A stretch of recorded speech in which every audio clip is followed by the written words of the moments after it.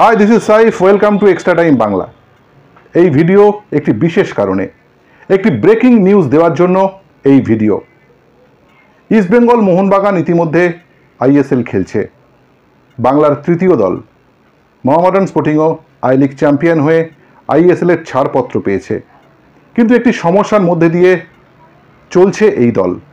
সমস্যা হলো তাদের যে ইনভেস্টার রয়েছে বাংকার হিল, তারা আরও একটি নতুন পার্টনার চাইছে। ইনভেস্টারের একটা পার্ট তারা দিতে চাইছে এবং যার মাধ্যমে অর্থনৈতিকভাবে সবল হয়ে আইএসএল খেলবে মোহামেডান।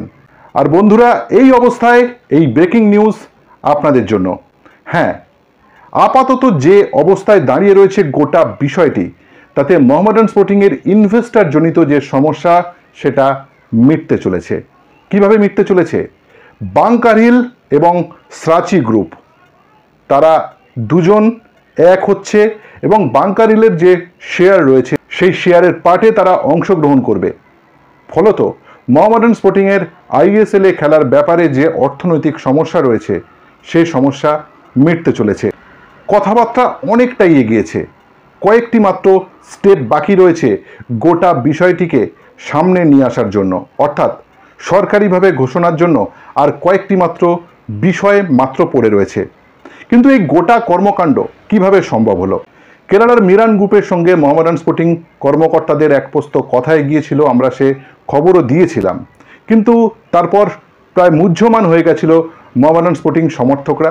সেই জায়গা থেকে এইভাবে আলোয় উত্তরণের কারণ কি? এর পিছনে রয়েছেন বাংলার মহারাজ সৌরভ গাঙ্গুলি। হ্যাঁ, ঠিক শুনছেন, সৌরভ গাঙ্গুলি। স্রাচি কর্ণধার রাহুল টোডিদের সঙ্গে বাংকার হিল কর্তা দীপক কুমার সিংয়ের বেশ কয়েক দফা ইতিবাচক আলোচনা হয়েছে। সঙ্গে মোহামেডান স্পোর্টিং কর্মকর্তারা সৌরভ গঙ্গোপাধ্যায়ের সঙ্গে যোগাযোগ করেন এই সমস্যার সমাধান করার জন্য, এবং সৌরভ গাঙ্গুলি গোটা বিষয়টি খুব মন দিয়ে শোনেন এবং ভাবেনও। তারপর তিনি যোগাযোগ করিয়ে দেন স্রাচি গ্রুপের সঙ্গে বাংকার হিলের, এবং তার ফলেই এই সরু রাস্তা রাজপথে পরিণত হতে চলেছে। মোহামেডান স্পোর্টিং সমর্থকরা এবং গোটা বাংলার ফুটবল সমর্থকরা, কি খবরটা ভালো লাগলো তো? আশা করা যাচ্ছে কয়েকদিনের মধ্যে গোটা বিষয়টি সামনে আসবে এবং সরকারি ঘোষণা শুধুমাত্র সময়ের অপেক্ষা।